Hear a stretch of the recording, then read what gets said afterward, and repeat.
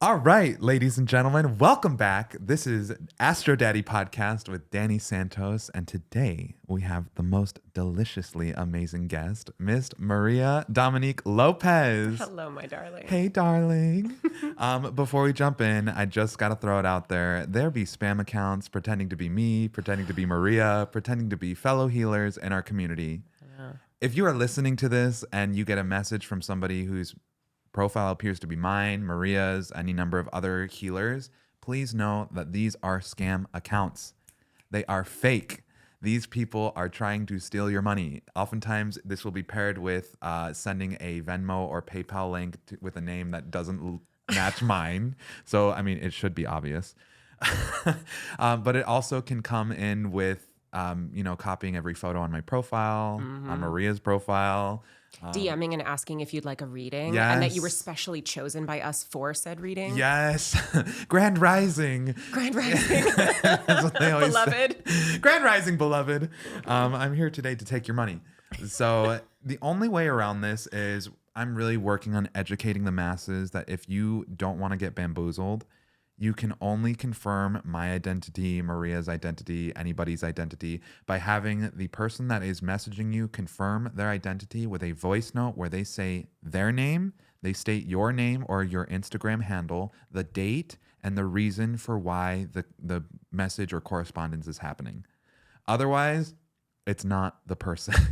Totally. And, honestly, for what I've started doing with this is whenever I reach out to somebody and it's my first time reaching out to them and we've never spoken before, I always start with a voice note. Always. I'll just, instead of typing out a message to someone, I'll just start with a voice note, say, hey, this is Maria. I love your profile, whatever.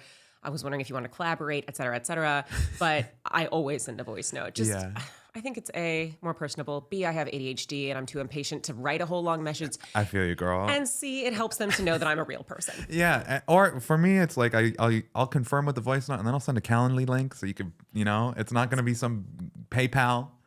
So Yeah. Oh, yeah. And I never talk about money in DMs unless someone has specifically asked me. Sure. But I'm not What are gonna be your like, rates? Yeah, totally. Yeah, I guess that it's just good business, y'all. Yeah, absolutely. And it has even happened. I've seen people get swindled out of $300 in one correspondence, pretending to be me, that I was in danger. I'm not going to message you if I'm in danger. I'm going to try to reach out to my family. Yeah, exactly. I will call the police. Yeah, seriously. So, and then other things are like, oh, you can't afford a $150 reading. What can you afford? They'll ask people. So people will think that they're getting something, and then all of a sudden, boom, oh, I'm at my wit's end, but I guess I'll pay $50 if I'm being chosen for a reading. Oh, man. Okay, with that out of the way, Maria, can you please introduce yourself to our audience? Yes. Well, hello, everyone. My name is Maria Dominique Lopez. I am the CEO and founder of Ascending Arts, LLC. I don't call it my business, though. I call it my life practice because I feel like everything in my life has been leading up to having this ability to help other people and to serve other people in healing and wellness. Yes. I am a certified Reiki master in Reiki Ryoho Usui. I am an energy reader, an intuitive energy reader, an empath, and a spiritual life coach. So that's what I do. And I also happen to be one of Danny's closest friends. Yeah, baby. Woo! And we're in the same Reiki lineage. Yes, that's right. And we're actually in conversation right now with having you master certify me. That's right. So after our meeting here today, we're gonna have some lunch together, catch up, have some girl talk, and then just talk about what's the path forward. How do we continue to be fellow healers? Yes. My mission is to create a ripple effect of healing that covers the globe in love and brings about a new utopia. So yes, amen. we've got big dreams and goals here. Yeah, baby. And I know that I can't do that alone. And I know that it needs to be in community with powerful healers like you. So yeah, I'm super excited to have that talk. I'm super excited too, baby. And let's talk a little bit about your astrology. Oh yeah, let's do it. So you're a Leo. It's your sun sign. Yeah. tell? Crimp the hair, baby. Tell. Yes. So you're a Leo, and Leo is the sign of ego. Yeah. Oh, yeah. It's the sign of, but let's talk about ego as a neutral term. Yes. Okay. Because every time I mention the ego to anyone, they're always really offended. And I'm Yeah. like, no, that's not what I'm talking about. It's in a Freudian sense. Do you want to go into this a little bit? Yeah. It's just, when we say ego, oftentimes the majority of our society has been programmed to hear the word ego as in, oh my gosh, she's got such a big ego. What a bitch. Right. but that's not what we're talking about here. The ego is the way that we identify ourselves. It's actually the easiest way to point out ego is to discuss language, right? Yeah. This is a cup of coffee. Yeah. That was my ego defining it as a cup of coffee. Sure. Right? That it may not be. It's matter, it's energy, it's energy in multiple ways. Sure. Caffeinated energy. But also anything I use to describe it language-wise is my ego mind's bento boxing and collecting of what this in its essence might be in a couple of words, right? Yeah. So it's what we identify as ourselves, our identity, or the identity of everything around us. Absolutely.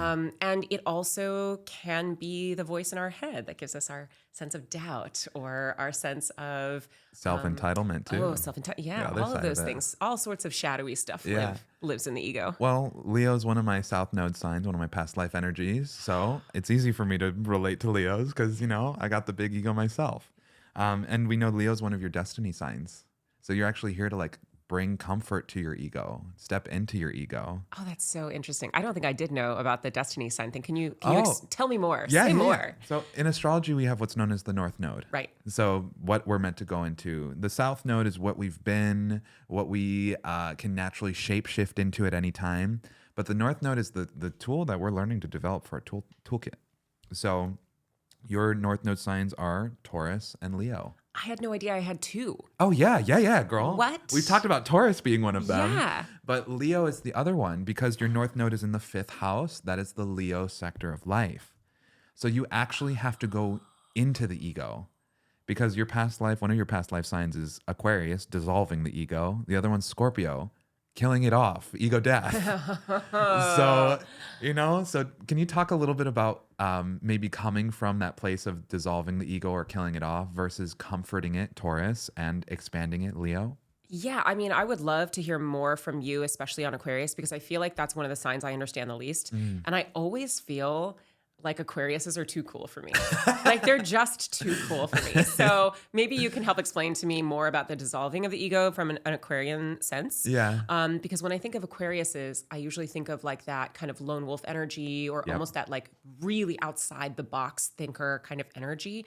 And perhaps that level of curiosity maybe is what requires you to not be so grounded in the ego, right? Because for me, oh my gosh, I struggle so hard with thinking outside the box, being curious, particularly an air of curiosity in play. That is something that I'm not great at. And I get real stuck in like, this is how it needs to be, or this is what it's supposed to look like, or this is what I think is best, ego, right? Yeah. And so for me to dissolve that would be so, I think, freeing. And it would be so much of a feeling of celebration of my inner child, you know? Yeah. But with regards to killing the ego death, oh, girl, I could talk about that all day. Can you bring the mic a little bit closer? Oh, yeah, sure. Yeah. I could talk about ego deaths all day long, every day for the rest of my life. That's the Scorpio archetype. Yes, yeah. And as you know, and I'm sure you're going to tell our fine friends here, is that I have stellium in Scorpio. Oh, I have girl. like 4 planets and my South Node? You've got the South Node, Pluto, the Moon, and Saturn. Oh, okay. Yeah. And then the Sun is in the 8th house and Mercury's in the 8th house, which is the Scorpio stage of life.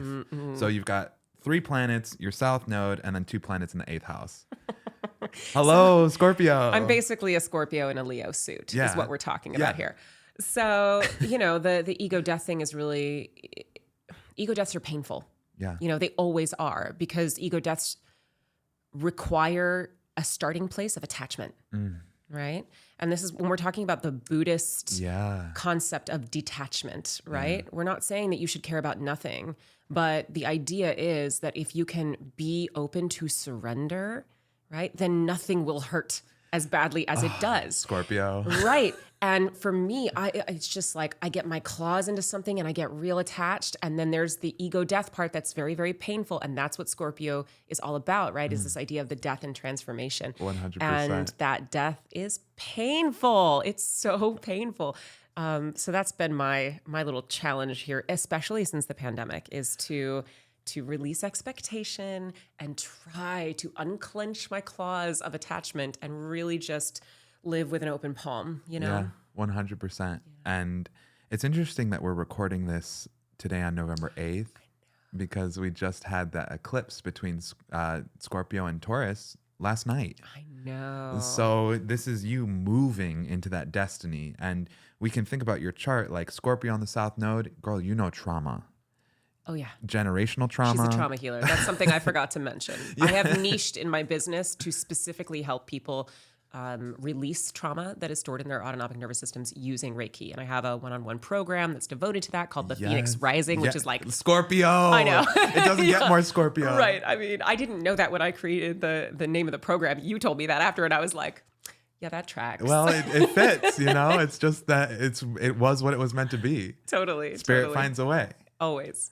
So we've got Scorpio as one of the past life signs. And we're going to dive deeper into that because there's so much in your chart around that. But Aquarius being one of the other past life signs, well, Aquarius's ruling planet is Saturn. You've got Saturn in Scorpio. So you can't really do your Saturn in Scorpio any better. Saturn is where we go to be of service to other people. Totally. You know? Like Stevie Nicks has Saturn in Leo. Her service is asserting her ego for the collective, and it is a service baby. Oh, it totally is. Stevie, if you ever listen to this, we love you. I worship you. Okay. Amen. Good talk. But we can think about Aquarius as an archetype. It's to be of service to the collective. So if you've got Scorpio, trauma, and Aquarius, service, to be a trauma healer or to be maybe lost amongst the crowd due to your trauma. That's another Aquarius, you know, to be lost amongst the crowd, Aquarius, lone wolf. You know the feeling of isolation and the feeling of being traumatized. Can you speak on this a little bit? Oh, yeah. You know, I think that trauma is the main unifying emotion for those of us who suffer trauma is shame. And shame, I like to use Brene Brown's definition of shame because I'm obsessed with her. We love you, Brene. She's a Scorpio. She really? Yes, she is. So it's comfortable. You can relate to her I just easy. adore her. Yes, we love you, Brene. Someday Brene should come on this podcast. Okay. Putting it out to the Yes, universe. let's manifest Brene. So I like to use her definition of shame, which is the very visceral, very painful feeling of being unworthy of love and connection. And so a lot of people think of shame as like guilt. They're two totally different things. Yeah. You know, they think of shame as embarrassment. Very, very different. Humiliation is super different, right? But we interchange those words in our language because our ego minds, need to define it as something instead of the painful thing that it is. So when you experience a trauma, there are a couple things that happen. The first thing is usually the trauma is from an external source. Yeah. And so you ask yourself the question, what did I do to deserve this? Right? Why me? And a lot of the time that will cause a feeling of, well, I must have deserved this. Or, and the reason why we do that isn't because we think that we're terrible and we deserve all the terrible things that happen to us. It's because our minds especially our ego minds, are trying to help us make sense of it so we can regain a sense of control because trauma steals your sense of control, which, by the way, control, totally an illusion. Back to that detachment thing. Well, Buddhism. That's Scorpio surrender, like letting go of control. Right. And taking control. Yeah. You know, that's the other side of Scorpio in the bedroom. Yeah. We can talk about all the spicy bedroom stuff in a little bit. but yeah, so when you experience a trauma, the very first thing that you do is you go into shame because you feel isolated, like no one's going to be able to understand the trauma that you've experienced. And also you feel unlovable, unworthy of love, because if you were worthy of love, why would someone have treated you this way? Right? And so that really is that detachment from connection, right? You have detached yourself from connection because of experiencing a trauma, and you have concluded that you are not worthy of love and connection. Now, the cool thing about what you're talking about with regards to creating service from trauma, right, is that, and I love this, is that it is something that I work really hard to teach my trauma healing clients that community and connection to community is one of the most important factors to achieving post-traumatic growth and to achieving the ability to not only leave your trauma behind, but also to see it as part of what made you the best version of you. Yeah. And that definite Phoenix Rising feeling, right? Yeah. So Oh, go ahead. I want to interrupt you. You Yeah. talk about this concept of community being one of the most quintessential things, and you and I have had a lot of conversations around this. So, what has replaced community in the modern era? Well, social media, of course. Ooh, interesting. Yes. I didn't think of that. You've told me before, money. Oh, well, that too. Well, Capitalism. well, if we're talking about a substitute for community, that would be social media for sure, because Right. that's where we find our community now, Yeah. all over the world, right? But if we're talking about complete survival, yes, We needed community to survive back in the day in tribes. absolutely. And now you just need money. Yeah. Well, and that's the hard part, is that while our intellect understands that all you really need to survive in a capitalistic, individualistic dominator culture like what we live in, while money is all you really need, Yeah. our autonomic nervous systems are 500 million years old. They don't know that. They still think that we are a tribal species that needs connection, because guess what we do? We are do. hardwired for love Yeah. and connection. It's the unconscious part that needs to be there. Yeah, so even if you people have need- convinced themselves they don't. Totally. Yeah. So you need money to survive, but you need community to thrive. You need community to live. Yeah. There's a difference. Yeah. So, all right. So, with all of the Scorpio stuff on the South Node on the past life, would you feel comfortable discussing any of your childhood trauma, or like any of your shadows from being young, or shedding generational trauma of your parents, or just any of that territory? Yeah. Sure. I'm an open book. But I am going to keep it pretty generalized, because I don't want to trigger anybody For or sure. traumatize anybody. 100%. So trigger warning here, but also know that I'm not going to go into any deep specifics. So you probably should have no problem with your nervous system. So a couple things. Yeah. I moved a lot as a kid, so there was always that feeling of being the outsider. And Aquarius. now I get it. You had to be a part of the collective because you Yes. weren't an individual. Yes. That's why Leo is one of the destiny signs. You have to claim that ego space. Okay. All right. Thank you. It's all coming together now. I see. I wish I had known so much earlier about this Aquarius second South Node. Yeah. This is so fascinating. So that explains a lot why I got bullied a lot as a kid. I was always the new kid in school. We moved like every 2 years of my childhood. I really had no chance to make friends, right? You probably adapted by being really nice or being helpful to people. Yeah, in some senses. Or I remember when I moved to Houston for the first time, and I moved to this school, I was so incessantly bullied. I just spent every day in the lunchroom in the school counselor's office eating lunch with her, by myself, because I was so afraid of everyone. So, there Aquarius. there have been those like people pleasing moments, but also a lot of the just like loneliness moments. Yeah. So that was hard growing up. And then additionally, I lived in a really reactive household. My mom experienced so much childhood trauma that like you would never wish on anyone. Yeah. And your moon is right on the South Node. So the moon is the relationship to the mother. So you are a direct, like literally descendant, because she's your biological mom, but also like archetypally, you've been put and positioned right on her trauma, so that you can transmute her stuff. It makes so much sense. Also, both my parents are Scorpio suns. So there you go. Just so we're clear that about Saturn in Scorpio is screaming. Her birthday was on the 7th, was yesterday. So. Oh my God, happy birthday, Mom. Yeah, I mean, this is coming out for a few months, but.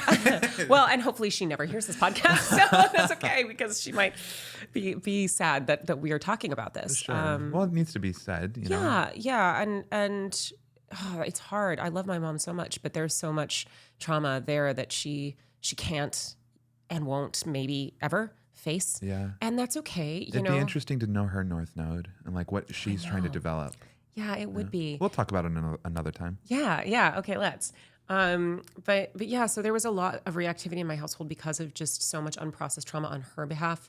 And I definitely see the ways in which she worked it out on me, and the ways in which I have worked through my own trauma because of that in a way that is very ancestrally connected. Like last year, I did a huge sacred medicine ceremony with the spirit of my grandfather, my mom's dad, and healed a whole lot there. And that was amazing. A lot of the shadows.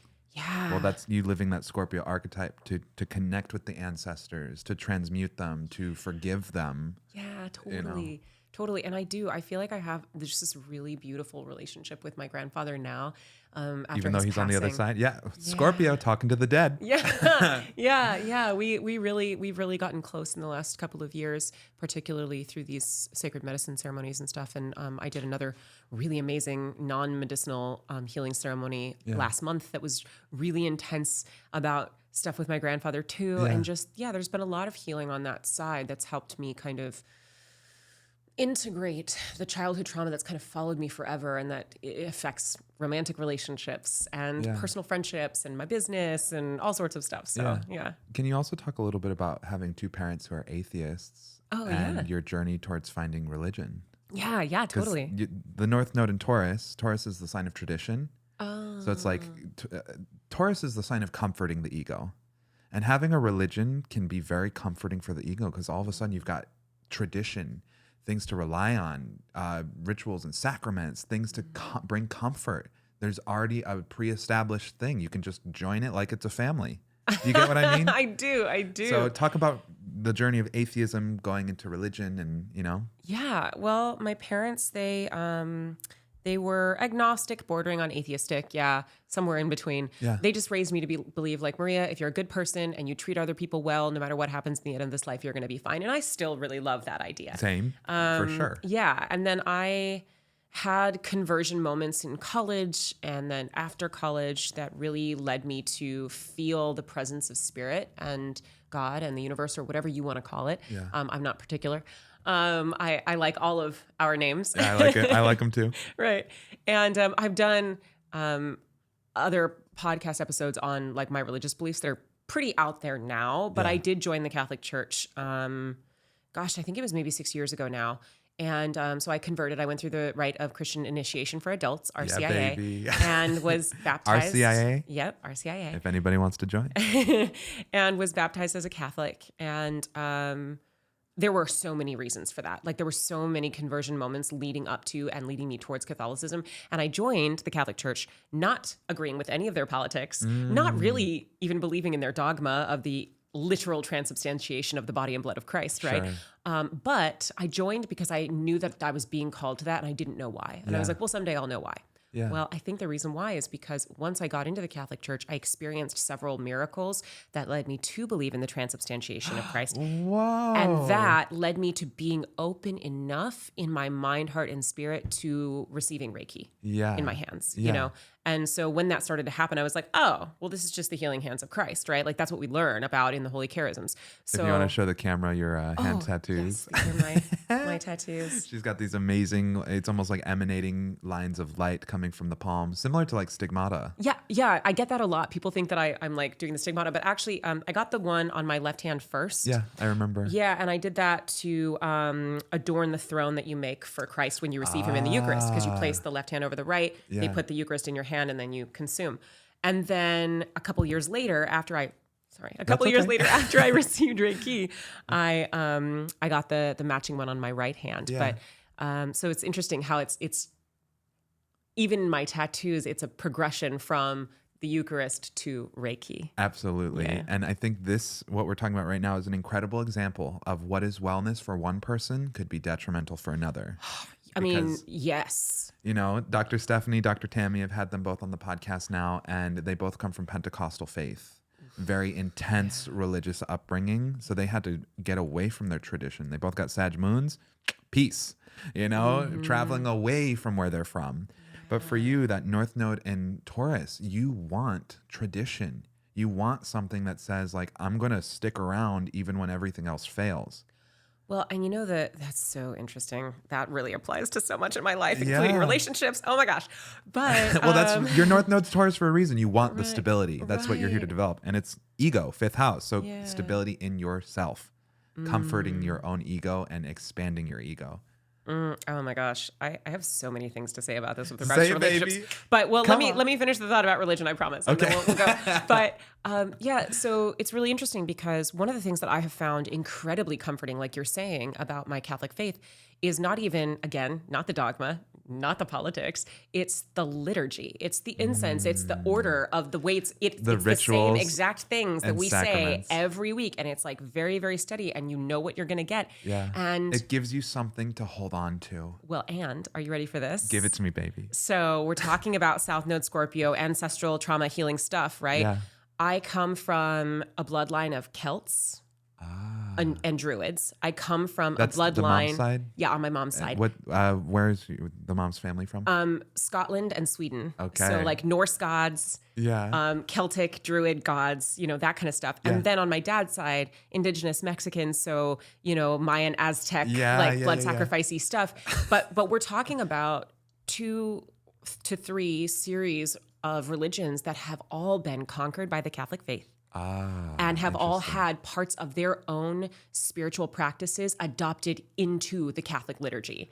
Have you ever watched like an Easter Vigil Mass? Oh, girl, I grew up That shit Catholic. is witchy. It is witchy AF. So yeah, so it's like it's really comforting to me because so many of my ancestral religious and spiritual practices have been lost due to colonization, and particularly specifically the colonization of the Catholic Church. And I think it must be the fact that like my Venus is in Gemini, so I can just like live in that cognitive dissonance You can live space. in the split. Yeah, where I'm like, I see that you're my colonizer, and also these are the only ways that I'm going to be able to be with the practices of my ancestors, Yeah. and I find it very comforting for some reason. Well, it's very strange. It's to hold the contradiction. That's that Gemini Venus. And also like Venus is how we socialize. So like socializing with people in the church, you're able to not just hold these contradictions, but compartmentalize enough to be able to face the people that you're around without resenting them or being upset at them. Mm-hmm. Geminis have a good ability to see the good in everyone. I think that's true. Yeah. But also once they get it in their head that you're like demonic, then they're out. Yeah, it's true. And then my protective Leo claws come out and it can get ugly. But this idea of ritual and sacrament and like all of these things, tradition, it's giving you some serious backbone in this life. Yeah. It gives you a foundation. Oh my gosh, Danny. And you know what? One of the other markers for achieving post-traumatic growth is a religious or spiritual practice. Oh. Yeah. So they've done all these studies now on post-traumatic growth, and since about the mid 90s. And what they found is that about 10% of people who experience a trauma are going to achieve post-traumatic growth. Yeah. That's a very small percentage. But of that small percentage of people who do, like 87% of them have these 3 things in common: community of support, which we talked about, beautiful. A religious or spiritual practice, beautiful, and resilience.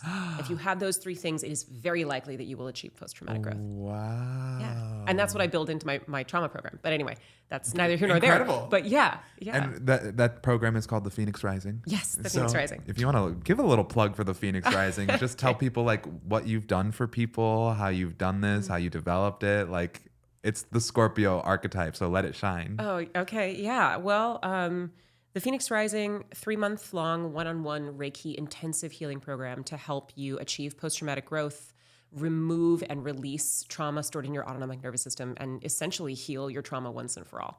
And if there is, I always say this all the time to people, but if there's nothing else that you take from ever listening to me speak, I want it to be this. It is absolutely 100% possible to heal your trauma for all, once and for all. For good, forever and ever. Amen.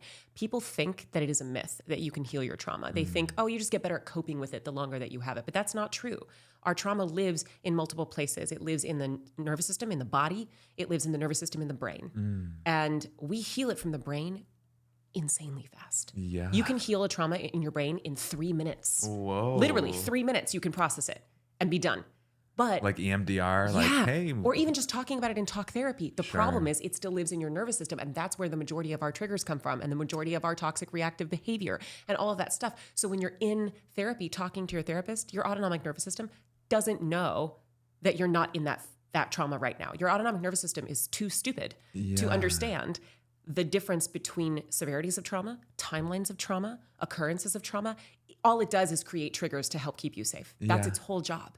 To like dump your body with adrenaline so you can run away from the saber-toothed tiger and live to evolve for another millennia, right? Yeah. That's the point. So if you're sitting in therapy and you're telling your therapist about that one time that your dad yelled at you when you were 4, your autonomic nervous system thinks you're in it right now. Uh-huh. It thinks you're 4 and it thinks your dad is yelling at you right Yep. now. And then you get triggered and you wonder why your heart rate is increasing and why you're crying and all these things. That's why. Yep. It's not that you can't heal your trauma. It's that you just haven't released it from the body yet. And that's what my program does. Absolutely. Yeah. And there's so many beautiful tools. I mean, Reiki is a great one. Oh, yeah.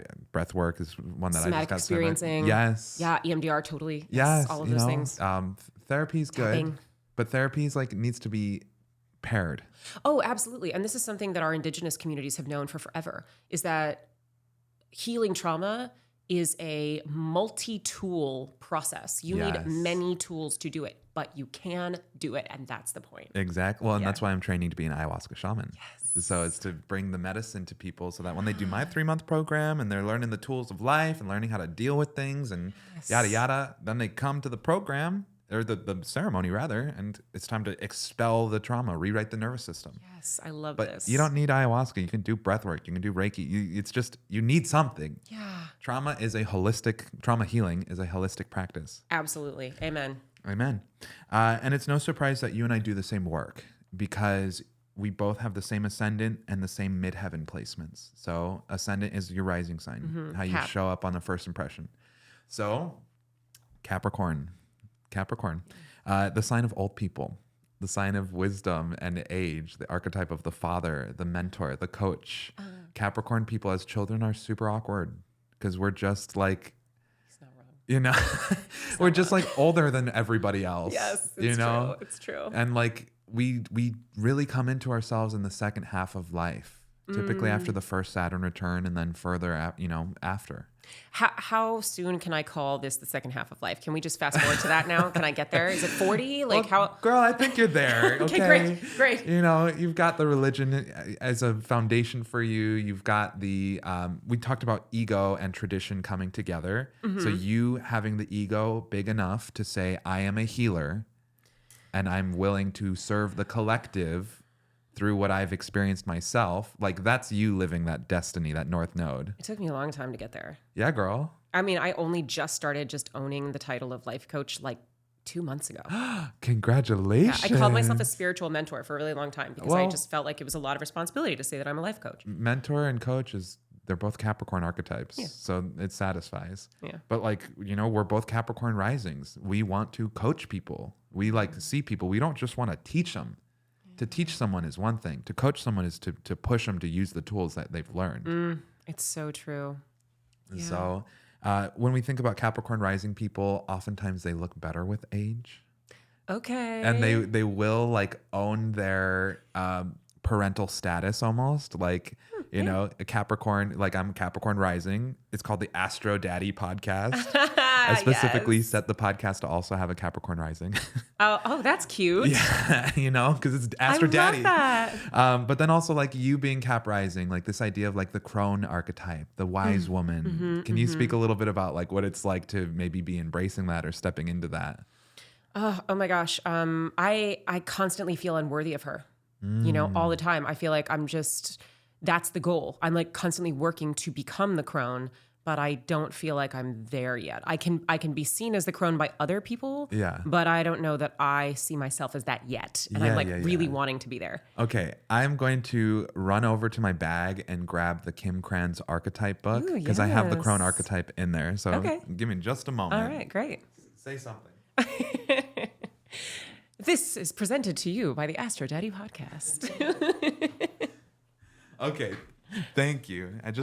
Why not? We're already here. I have my archetypes book with me today because I was recording the underworld signs of the zodiac. Oh.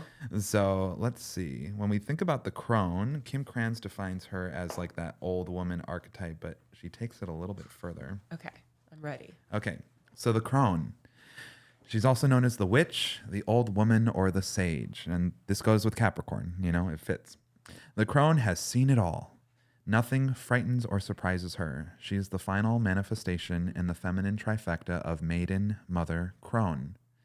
In her long life, she's witnessed endless cycles of death, sex, failure, rebirth, conflict, and regeneration, giving her the ability to rise above the world of duality. She laughs at notions of good or bad, right or wrong, as she has seen the earth churning, smoldering, taking life, and giving life. The crone energy accepts everything in, devouring beauty and suffering with the same mouth, using their energy to reveal hidden secrets and knowledge. Her energy resides in all of us, though it is feared by most for its power and unconventional relationship with death and the macabre. Awakening the crone is dangerously rich and unapologetically magic. Oh my God, I love that. Wait, what was that sentence with the same mouth? What is it? Yeah. The crone accepts everything in, devouring beauty and suffering in with the same mouth. Hot. Yeah, it is hot. That's hot. But again, like daddy, it's the feminine version of a daddy. It's the crone, because the mother archetype and the crone don't really go together. The crone is more Capricorn rather than Cancer. Yeah, and that's the thing, right? Is like when I consider where I believe I am versus where people see me as, like, and this is the ascendant, right? Like how people see me. People see someone who has her shit together. Yeah. I do not see that at all. Well, that's the rising sign. It's what you see. Right. But I can relate though, being Cap rising, and people are like, "You look so stable," and I'm like, cool. You're like, great. Someone help me. But yeah, I think I see myself probably more as a mixture right now of the maiden and the mother. Like I'm in between. I'm just starting to finally allow myself to experience my inner child in a way that I never really gave her the room for, because I was too busy trying to grow up and overcome. Yeah. Right? Capricorn rising. Yeah. That's the super ego placement in astrology, the rising sign. Yeah. So it's totally. like you're being disciplined, like grow up. Yes. Get it together. Yes. But also to have Aquarius on the South Node, Aquarius is ruled by Saturn. Capricorn's also ruled by Saturn. So this is part of your past life trauma to be like dried out and grow up and get it together. Oh, that's so interesting. Yeah. And then I think right now with my clients, I do a lot of reparenting for my clients. Yeah. And so I feel like I'm stepping into that motherhood archetype of like the caring Cancer vibes. Like I provide a lot of validation to my clients. I provide a lot of compassion and love to my clients. And that's part of my favorite part of the job. Yeah. So it's not just about the coaching and like the rah and like, come on, use your tools, you can do it. But it's like the let me gently hold you and nurture you back into yourself. Oh, that's a good mentor. Yeah. And coach. that's what I really love about the coaching industry, what I do with the coaching industry and what I think a lot of coaches do. Yeah. A lot of my coaches do, at least. So yeah, girl. So that Scorpio moon on the South Node, like it's not hard for you to shapeshift into the mother archetype for people's trauma. Yeah. Oh yeah, totally. That's like you've got it in spades. And then it's Aquarius too. So it's like to be of service that way, not just like mother people, but to like mother the masses, because Aquarius is all about the collective. So I have a question. Okay. My North Node in Taurus. Yes. Is this why I stubbornly stay in relationships way past the time when I should and just try to make it work until I hate them and then have to leave? Is that why? No, I would acquit that to your South Node in Scorpio. Oh, really? Okay. Yes, holding, but also Aquarius. Like you're trying to chase unavailable people, Aquarius, who are like traumatizing you or themselves traumatized. A North Node in Taurus with Leo, that's you trying to find loyalty, Leo, in comfort or stability, Taurus. And Leo's also the sign of the inner child. So it's like comforting your inner child, comforting yourself. Totally. Yeah, that makes sense. That's where all the work goes. But then also you've already mastered being of service for other people. So you get to do that for money. Right. The real work for you, it's one thing to have dharma. Your karma is to find your self-healing. Your dharma is to heal others. Does that make sense? Yeah, totally. And which partner do I need to date in order for the healing to come to me? Haha, kidding. I know. We heal ourselves. Yeah, we heal ourselves. That's part of the Leo problem, right? Course. Is I keep looking outside of myself to relationships, hoping they're going to heal me enough. There you go. There you go. Well, and you also have Venus in Gemini. So like maybe being a little back and forth when it comes to love, or holding like, oh, this person hurts me, but I also love them. Having been there. And then we've got Chiron in the same sign. Our greatest pain, which leads to our most profound healing. So dealing with the romantic relationships where there's splits, divorces, breakups, or contradictions. I mean, I am twice divorced. Oh, that's right. Yeah. There you go. So those divorces also heal you, although they're probably the source of some of your greatest pain. Totally. Yes, and. Yes. Yeah, totally. My divorces, my first husband was super abusive, physically, emotionally, verbally, sexually. And so Scorpio South Node. yeah, totally. So that was like really hard to heal from. It took almost, I mean, that was a decade ago, and I'm just now finally integrating the final pieces of that trauma. And then my second husband, it was very traumatizing too, but also very healing for totally different reasons. He was very neglectful and like completely caught up in his own trauma in his own world and like things he wouldn't look at. Both Virgos? Both Virgos. Both Virgos. What is it with me and Virgos? Virgo rules your ninth house, so that's where our demons can be found. You know, because it's the Sagittarius archetype, so our demons are our greatest teachers. It's the ninth house is where we're naturally expanded. So expansion comes with like optimism and spirituality and that stuff. But if expansion is truly expanded, it has room for the darkness as well. Oh, this is so interesting because my business coach, Daria, is also a Virgo, and I adore the shit out of her. Well, so it's our really demons interesting. are our greatest teachers. Yeah. Well, and she, I mean, oh my gosh, you think that business coaching is going to be about, you know, like not technique, but, you know, structure. Yeah, and, structure like, and infrastructure, like, business. Yeah, right. Yeah, exactly. Yeah. You Stuff that we don't have the language for. Right. But it's actually a lot of inner child healing. It's all That's what it is. spiritual work. Yeah, it's all shadow work. So, and Daria's got a Capricorn moon too, so she's a good coach. Oh, she's yeah, doing it too. You the know, best. here we are, Capricorn friends. Yes. And then Annie Calvinesso, our other good friend, Yeah, Capricorn sun. I know. She's a coach. Yeah, well, and the crazy thing is Annie and I, we have No, everything it's opposite. Yeah. Well, and like she's got the Leo rising, and I've got the Cap rising, and she, you know. And you're a Cap. She's a Cap with Leo rising. You're a Leo with a Cap rising. Yeah. And then opposite moon signs, opposite nodes. Yeah. So it's all in there. Yeah. All right. So we while we're talking about this idea of being so expanded that our demons can be found in one area of life, that also belongs to Jupiter in the birth chart. So you've got Jupiter in Aquarius. So, and it's retrograded. So let's talk about what all of this means. Yeah, please tell me. You are so expanded on being of service to the collective that you might forget to think about yourself. I don't know what you're talking about. I've never worked myself into complete burnout before. Well, inclusivity and like doing everything for everyone and being there for everyone. And, you know, so that Jupiter is in the second house, the Taurus area of life. If you're going to stabilize your ego, you have to learn to put yourself first before helping everybody else. Man, that is so hard, you know, because what comes up for me when you talk about that is my oppression healing program, is all of the scholarships that I give to BIPOC in my programs, in my big programs, like my Reiki training. I gave 5 full scholarships away for a year's program. And the year program is like $10,000. So I gave away $50,000 worth of my services just to have more BIPOC healers in the world. And I think it's really important. Yes. And while I have found it to be a very scarce year for me in business, in a way that has freaked me out, I just cannot give up the idea that including and making sure I am creating equitable environments for healing, especially for people of color, is something that like needs to happen. Yeah. And so when you said that, I was like, oh, but I'm like really attached. Again, attachment. I'm really attached to the idea of still helping BIPOC communities in this way. And I need to figure out how I can do that and still keep my business afloat, and you know? I might not have your answer, but I can definitely tell you that in your birth chart, Scorpio is the sign of poverty. Aquarius is the sign of service. It's your natural shapeshifter mode to be able to just offer everything to the collective for free and to give and to give and to give. Taurus is the sign of making your own money and stability. And Leo's the sign of thinking about yourself.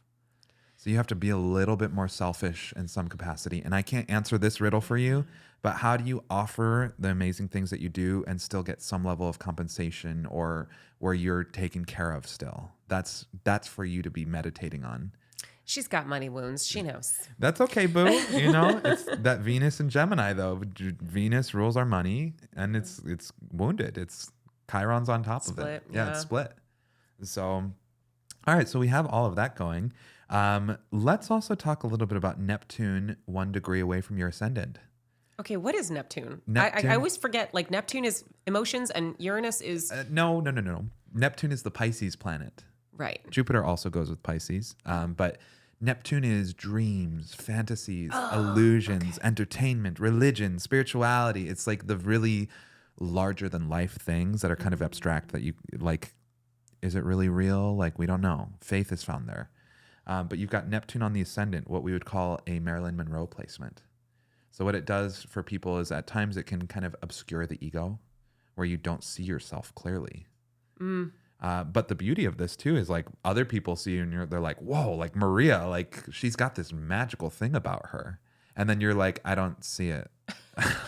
Yeah, that tracks. Sure. You know, so Yeah. it's like to appear as one thing only to feel like you're something else, you know? A lot of people who are born with addiction might have Neptune on the ascendant, but also a lot of performers, musicians, actors. So if you want to talk a little bit about your artistic background. Oh, yeah, sure. So before the pandemic, I was a full-time opera singer. And, then the pandemic hit and then the whole industry shut down. But it was really funny because I had already received Reiki, my first Reiki attunement before the pandemic hit. And I was like really intensely considering quitting singing. I was like, should I do it? Should I not do it? What do I do? And then the pandemic hit and I was like, all right, universe, I hear you. I guess I don't have to sing anymore. Yeah. But yeah, so I've always had a creative outlet. I've been singing since I was 6 years old. I did do ballet when I was a kid, but nobody wanted to see that because it was not great. Girl. So we don't do that anymore. She's got 2 left feet. It's fine. But yeah, I mean, I used to paint. I used to do oil painting when I was in middle school and high school. Like I love the creative pursuits for sure. But I see what you mean about kind of having a different view of myself than other people have. And, I guess I always assumed that was born from trauma. Yeah.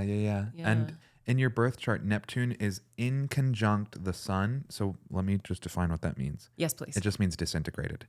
Neptune and the sun aren't integrated into each other. So if the sun is the ego and Neptune is disillusionment or like entertainment on the high vibration, you're like you can't see yourself clearly.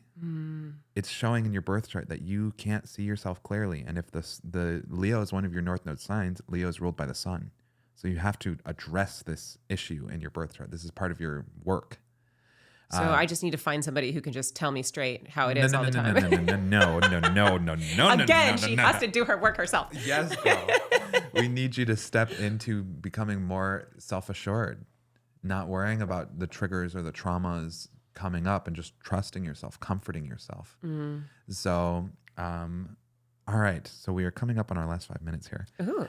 So I want to also point out the sun is making a hard aspect to Pluto and Mars is making a hard aspect to Pluto. So when Mars and Pluto make hard aspect in the birth chart, we will see things like sexual assault, which you've mentioned already. Yes. But also like either a temper that is wild and really hot or one that is completely obliterated, like squashed. So interesting. I'm both. Okay. It's common to see. Well, and that Venus and Gemini. Yeah, exactly. Yeah, I used to be like crazy reactive and so angry, and I would say really hurtful things to the people that I loved when I was triggered. And now I will defend myself for sure. And I'm still really sensitive and I get easily triggered. And I'm just like a little delicate flower in that way. But also I can really quickly detach from emotion when a conversation needs to be had and be very mindful about my words and like try to really not get over emotional and be reactive in that way. Yeah. But I've worked really hard to get there. Beautiful. So you're doing the work. Yeah. We've also got the sun making the hard aspect of Pluto. So this is one where the relationship with the father really is one of the biggest blows to the ego. That's so interesting. Because the sun is the father, it's the ego, and Pluto is death. It's the Scorpio planet. I mean, yeah. So my relationship with my dad is challenging. I think it's so interesting. I feel like my inner child work is all mother wound stuff. Yeah. But it's on the south node. The moon is right there. So for you, Right. it's the most obvious thing, but Pluto's the unconscious. Right. And that's so interesting because like my sexual assaults definitely, unfortunately, sorry, Dad, it gets laid at the feet of my father, not because he sexually assaulted me, but because of the messaging that he gave me as a child about what men want and how if I gave them what they wanted, that they would throw me away like a piece of trash and everyone would call me a slut and all these things. That kept me from reporting my multiple sexual assaults in college because of the messaging that he had given me about what that would mean about me. And I spent like 9 years thinking that I was a slut, that I was this horrible, awful person and all these things, right? Based off of that messaging he had given me. But I can see that he was just trying to be a good dad and protect his daughter from like this really, patriarchal thing, right? So that's part of it. And then I think, in my adulthood, my dad and I have had a lot of difficulty because we have really differing political views. My dad is very conservative, to the point of like, we can't have real conversations. He gets real angry and explosive about things that he didn't used to. There's the explosive anger in the chart. Right. And he didn't used to be that way. He used to be an independent. He raised me to like think about things in not black and white terms. And now as he's gotten older, he's really shifted over into like really black and white thinking with regards to politics. Whereas I'm like very much, can we live in the gray? Yeah. Gemini, right?